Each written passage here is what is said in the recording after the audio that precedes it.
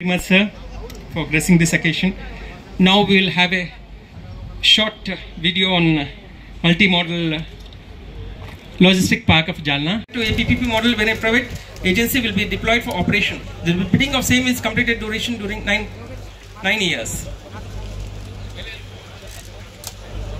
The terminals, bulk cargo terminals, value-added services such as sorting, grading, aggregation, disaggregation area, bonded warehouse and custom facilities. Support logistic facilities such as offices for freight, forwards and transports, truck terminal, loading and boarding facilities for truckers. Would have a commercial facilities such as general goods shop. District Magistrate Jalna. जोरदार तालियां. जन्मदिन है. This will be memorable in his lifetime, that on this auspicious occasion, such a big festival as there, and been felicitated by one of the not valuable personality. Blessings are there on this day. CMI Aurangabad, लघु उद्योग भारती औरंगाबाद स्टेजवर यावे. रवी वैद्य, Anil Patil.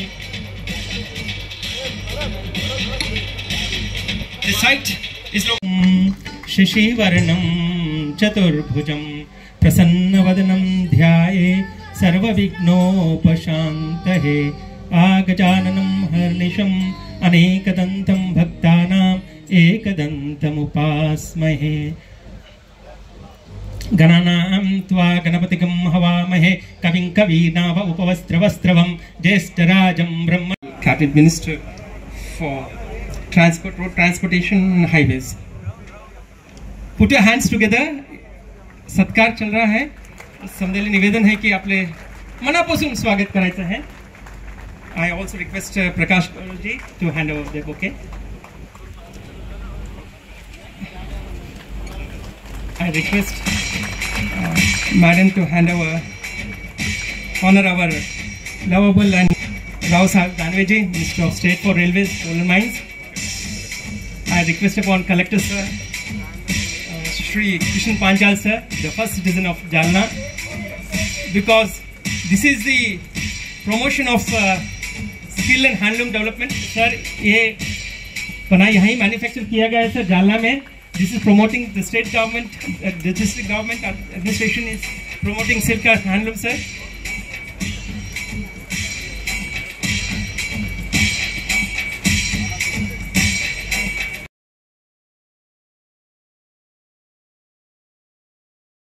Cabinet Minister for Transport, Road Transportation and Highways. Put your hands together. सत्कार चल रहा है. समदेली निवेदन है कि आपले मनापासून स्वागत करायचं है. I also request Prakash ji to hand over the bouquet. I request Madam to hand over, honor our lovable and Rao Sahib Danve ji, Minister of State for Railways, Coal and Mines. I request upon Collector Sir, Shri Kishan Panchal sir, the first citizen of Jalna, because this is the promotion of skill and handloom development. Sir, ये बना यहाँ manufacture KIA गया है sir Jalna में. This is promoting the state government, the district government administration is promoting silk and handloom sir.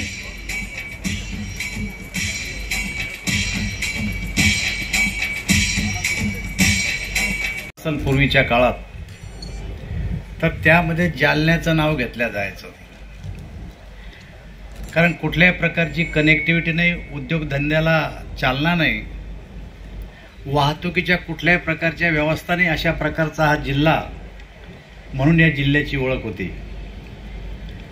परंतु 2014ला या देशाचे प्रधानमंत्री नरेंद्रजी मोदी झाले आणि केंद्रामध्ये गडकरीजी आले, तेव्हा मला चांगली गोष्ट आठवते की जेव्हा मी गडकरी साहेबाला भेटायला गेलो तेव्हा त्यांनी अनेक विषयावर साखर कारखान्यापासून तर जालन्याच्या उद्योगापर्यंत आमच्याशी चर्चा केली आणि सहजरित्या ते मला असं म्हणले की रावसाहेब, जर जमीन असेल तर जालन्याला आपण ड्रायपोर्ट काढू. खरं तर ड्रायपोर्ट काय मलाच कळत नव्हतं की ड्रायपोर्ट काय, कशासाठी आणि त्याचा उपयोग काय होईल.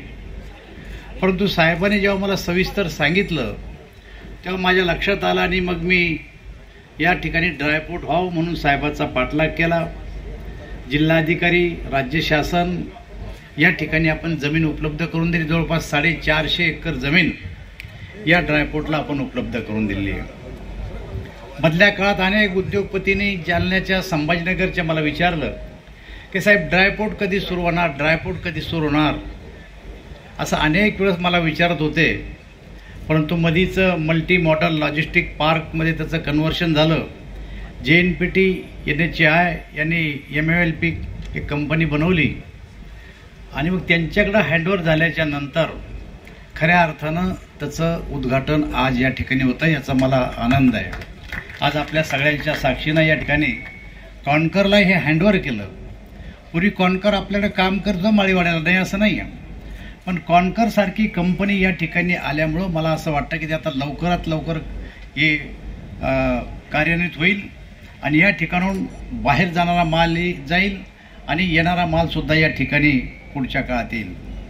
एक गोष्ट आपल्याला सगळ्याला माहिती आहे, कोणत्याही भागाचा, कोणत्याही शहराचा जर विकास करायचा असेल, दळणवळणाची साधनं वाढले पाहिजे, कनेक्टिव्हिटी वाढली पाहिजे. आणि जोपर्यंत कनेक्टिव्हिटी वाढणार नाही, दळणवळणाची साधनं वाढणार नाही, त्या भागाचा विकास कधीच होऊ शकत नाही. परंतु आज मला आपल्याला सांगायला आनंद वाटतो की जेवढी कनेक्टिव्हिटी महाराष्ट्रामध्ये जालन्याला आहे, एवढी मराठवाड्यात जालन्याला आहे, एवढी कनेक्टिव्हिटी मराठवाड्यात कोणत्याही शहराला नाही आहे. इथून आम्ही जर सोलापूरला गेलो गडकरी साहेब, तर आम्हाला या ठिकाणी सिमेंटचा रस्ता करून दिला. आम्ही जर इथून चिखली, बुलढाणा आणि नागपूरपर्यंत जायचं असलं तर आपल्या खात्यांना आम्हाला सिमेंटचा रस्ता करून दिला. या ठिकाणून आम्हाला जर जळगावला जायचं असेल तरी आम्हाला सिमेंटचा रस्ता आहे. मग नागपूरला तर समृद्धी महामार्ग आहे, मुंबईला जायला समृद्धी महामार्ग आहे. म्हणजे चारही बाजूना आता जालन्यासारखी कनेक्टिव्हिटी कोण्याही शहराला मला वाटतं मराठवाड्यात नाही, अशा प्रकारची स्थिती आता या ठिकाणी झाली. आणि शिवाय समृद्धी महामार्ग आता हा नांदेडपर्यंत विस्तारित केला गेल्यामुळं जवळपास जालना शहर हे आता मराठवाड्यातलं एक मध्यवर्ती ठिकाण झालेलं आहे. आणि त्यामुळं पुढच्या काळामध्ये या ठिकाणी उद्योगाला बी चालना मिळणार आहे आणि या ड्रायपोर्टमुळं पायाभूत सुविधा तर उपलब्ध होणारच आहे, परंतु मोठ्या प्रमाणावर रोजगारसुद्धा मला असं वाटतं की या जालना शहरामध्ये निर्माण होणार आहे. साहेब, जालना आणि संभाजीनगर जर DMIC आणि आमचे ड्रायपोर्टचं जर अंतर बघितलं तर 35 ते 40 किलोमीटरच्या पेक्षा जास्त हे अंतर नाही आहे. मोठ्या प्रमाणात जर इम्पोर्ट एक्सपोर्ट जर होणार असेल तर मला असं वाटतं ड्रायपोर्ट आणि आमचं स्टील इंडस्ट्रीमधून या ठिकाणी मोठ्या प्रमाणावर होणार आहे. रेल्वेच्या बाबतीत तर आता या ठिकाणी सगळी व्यवस्था होणार आहे. रेल्वेच्या बाबतीत सविस्तरपणानं माननीय प्रधानमंत्र्यांनी आपल्याला या गोष्टीची मार्गदर्शन केलं आहे. पण मी आपल्या विभागासाठी सांगू इच्छितो की आपल्याला सांगायला मला आनंद वाटतो की 2009 ते 2014 या काळामध्ये महाराष्ट्राला केवळ 1100 कोटी रुपये मिळत होते रेल्वे विभागाला, आणि त्यातून प्रलंबित पडलेले कामाने नवीन कामं घ्यायला स्कोपच राहत नव्हता. 1100 कोटीत कामं होतील किती? पण या देशाचे प्रधानमंत्री नरेंद्र मोदी झाल्याच्या नंतर जर गेल्या वर्षीचं बजेट आपण पाहिलं असेल तर 12,500 कोटी रुपये गेल्या वर्षी आपल्या महाराष्ट्राला रेल्वेला बजेट मिळालेलं आहे. म्हणजे एकेकाळी मिळत होते 1100 कोटी आणि आता 24-25ला बजेट हे 15,000 कोटी रुपयाचं बजेट आता रेल्वे विभागाला देण्यात आलेलं आहे. आणि मोदीजींना स्पष्टपणानं आपल्याला सांगितलं की पूर्वीच्या काळामध्ये रेल्वेचं अर्थसंकल्प हा वेगळा असायचा आणि त्या रेल्वेच्या नफ्यातून जो काही पैसा मिळायचा, काही थोडाफार केंद्र सरकार टाकायचं, त्यातून रेल्वेची कामं व्हायची. परंतु आता यावर्षी रेल्वेला जवळपास 2,55,000 कोटी रुपये केंद्र सरकारनं रेल्वेला दिलेले आणि त्याच्यामधून प्रलंबित असलेले कामं आणि काही नवीन मार्ग यामध्ये घेतलेले आहे. आणि जालन्यामध्ये भरपूर रोलिंग मिल आहे आणि त्यांचा पर टन माझ्या हिशोबाने 600 ते 700 रुपये टन फायदा होणार. कारण हे जे दुबईवरून जे सगळं भंगार येईल ते जर ट्रकने जालन्यात आणलं तर त्याची कॉस्ट खूप जास्त आहे कंटेनर. रेल्वेने एका वेळी 40 कंटेनर आले तर कॉस्ट कमी आहे. आणि आता बाजूलाच इकडे सगळ्या फॅक्टरीज आहेत, म्हणजे ट्रान्सपोर्ट कॉस्ट, लॉजिस्टिक कॉस्ट एकदम कमी होईल. आणि त्यामुळे आज जशी इथली स्टील इंडस्ट्री आहे ही आहे त्यापेक्षा दुपटीने मोठी झाल्याशिवाय राहणार नाही आणि इथल्या उद्योग व्यापाराला फायदा होईल. पण एक माझी विनंती आहे त्यांना, मागे मी ऐकलं की टाटाने कॅन्सर हॉस्पिटल जालन्यात उघडलं. का उघडलं म्हणून चौकशी केल्यावर लक्षात आलं की इथे कॅन्सर जास्त आहे, कारण एअर पोल्युशनचाही प्रॉब्लेम आहे आणि ते जे पार्टिकल आहेत ते शरीराला स्वास्थ्याला चांगले नाही. तेव्हा पोल्युशनच्या दृष्टीने पण या मिलनी काळजी घ्यावी. आणि आता माझ्याकडे एक नवीन प्लांट तयार झाला आहे, जगातला पहिला. तो प्लांट असा आहे की कार्बन डायऑक्साईडपासून इथेनॉल तयार केलेला आहे.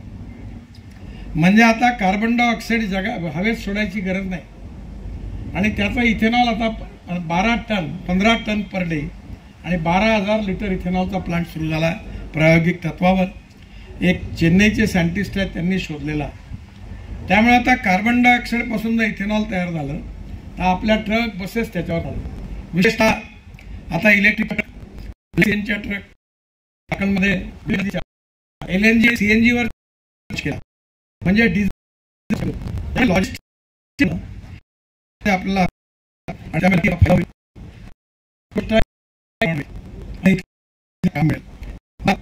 समृद्धी मार्ग पुणे 2 तासात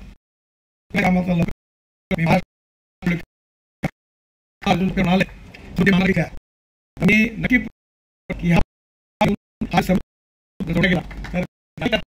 नक्की प्रयत्न.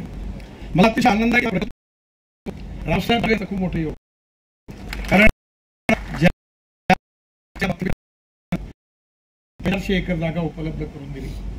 मग जे आम्ही नाशिकला जवळ जागा घेतली आहे आणि नागपूरला इथे शेतकऱ्यांना जे मी सांगितलं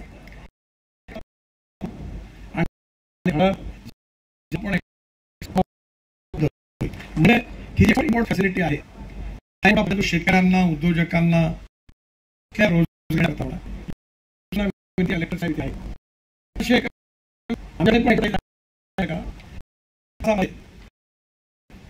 यामध्ये आपल्याला आता हे तर नाही करत की आमच्या नागपूर एक स्पेशल इकॉनॉमिक झोन आहे.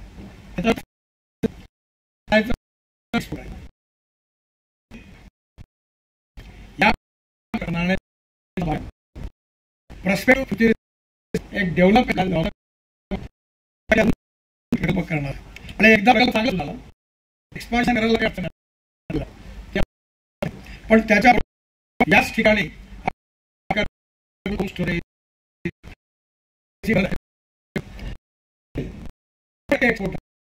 इथे इथून एक्सपोर्ट करा. माझी आपल्याला विनंती या जागेवर हा त्याला